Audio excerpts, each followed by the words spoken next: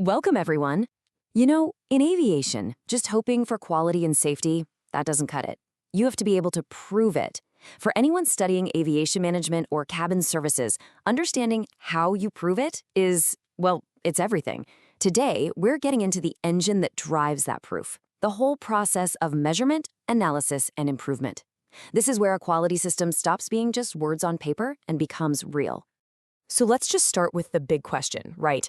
Every single day, millions of us trust our lives to this incredibly complex dance of people, technology, and procedures. So how do we know it's actually safe? I mean, you can't just cross your fingers and hope everyone does their job. So how do you prove it? Well, the answer is a system. It's all about moving away from assumptions and towards solid proof. This isn't about gut feelings or guesswork. It's about using cold, hard data and really structured reviews to show that safety and quality procedures aren't just buried in a manual somewhere. They're alive and working on every single flight, every single day. Okay, so how does this system actually work in the real world? It's built on a few key pillars. And the very first one, the most immediate one, is about what you do when something inevitably goes wrong. It's called controlling non-conformity. Now, that term sounds super technical, doesn't it? But the idea is actually really simple. A non-conformity is just anything that doesn't meet the standard. A broken tray table, a faulty gauge, you name it. Controlling it just means you catch it, you contain it, and you make absolutely sure it can't cause a bigger problem. Think of it as your first line of defense in the quality game. And this is what I love. It breaks down that first response into a clear, repeatable process. It's not chaos. First, you spot the problem. Then, you physically tag it and pull it out of service so no one can use it by mistake. Step 3, and this is crucial, you report it so it gets documented. And finally, you get it fixed or swapped out. See? It's not random. It's a disciplined step-by-step procedure. And this right here is a perfect real-world example for anyone in cabin services. Picture this. During a pre-flight check, a flight attendant spots a fire extinguisher, but the gauge is in the red zone. They don't just think, I should tell someone. Nope, they follow the procedure. That extinguisher is immediately tagged as unusable, it's reported to maintenance, and a brand new one is brought on board before a single passenger steps on that plane. The non-conformity was controlled, a potential disaster averted. Reacting to problems is absolutely vital, but a really great system doesn't just sit around and wait for things to break. And this brings us to our second pillar, which is all about being proactive. It's about turning all that raw data you collect into actual intelligence. So what kind of data are we talking about here? Well, pretty much everything. It's the feedback from those passenger surveys that tells you if your service is hitting the mark. It's tracking the average boarding time to see how efficient you are. It's digging into maintenance logs and supplier reports to track reliability. Every single piece of information is a clue, a tiny data point that helps you prove how well your system is actually performing. I really like this visual because it just captures the whole idea perfectly. Data analysis is basically like turning on the lights in a dark room.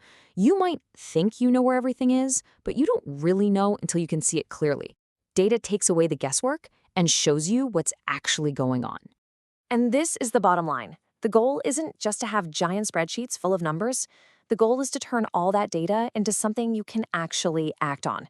It's about spotting patterns and trends that let managers make smart, informed decisions that improve the system before a problem ever has a chance to happen. Which leads us perfectly into our third pillar. Once your data has shown you an issue, or maybe just the potential for one, you have to do something about it. And that's where a process called CAPA, or corrective and preventive action, comes into play.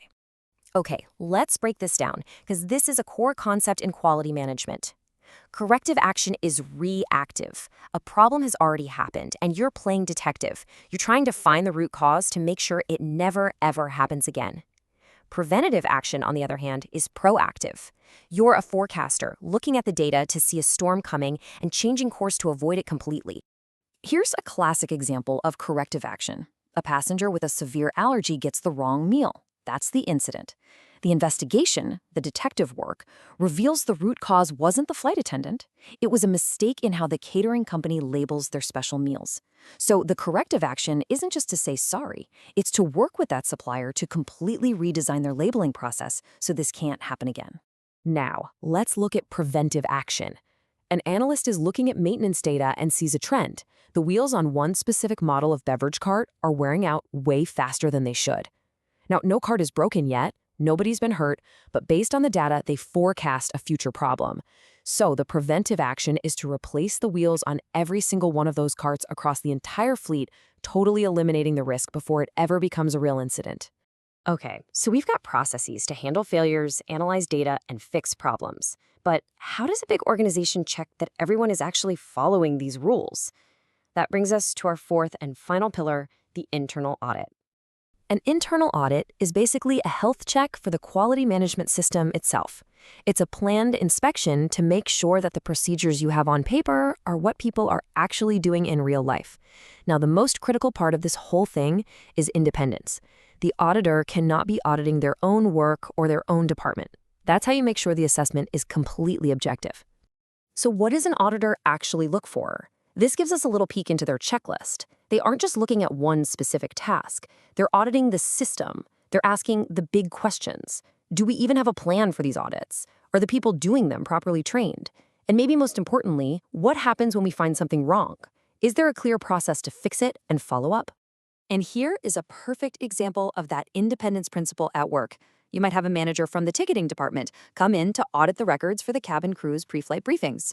Because that manager has zero daily involvement in cabin operations, they can give a truly unbiased, fresh eyes assessment of whether the procedures are being followed day in and day out.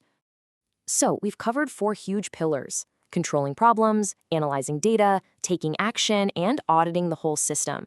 But here's the key thing to remember. These aren't just separate activities happening in their own little silos. They are all connected. They're all parts of a single, powerful engine for constant improvement. They all fit together into a continuous, dynamic loop of improvement. In the world of quality management, this is famously known as the Plan, Do, Check, Act cycle, or PDCA, and it's the engine that drives the entire system forward, always. And this is where it all comes together beautifully. The 4 pillars we've been talking about, they map directly onto this cycle. You plan by analyzing your data to find opportunities for improvement. You do the daily work by implementing your processes and controlling nonconformities. You check how you're doing with those internal audits, and you act by using corrective and preventative measures to lock in those improvements and start the cycle all over again. It's a powerful loop that just never stops. So why does all of this matter so much? It really comes down to this. A quality management system isn't just about ticking boxes or doing paperwork. It is the engine of trust. It's the systematic, provable process that allows all of us, passengers, crews, regulators, to have complete confidence in an airline's ability to do its most important job, getting us where we need to go safely. And that brings us to our final thought, which is really a question for you. Whether you end up in management, in the cockpit, or in the cabin, you are going to be a part of this system. So the question to leave you with is, how will you play your part? How are you going to help move things from just hoping for quality to actively, systematically, and continuously proving it? Thanks for tuning in.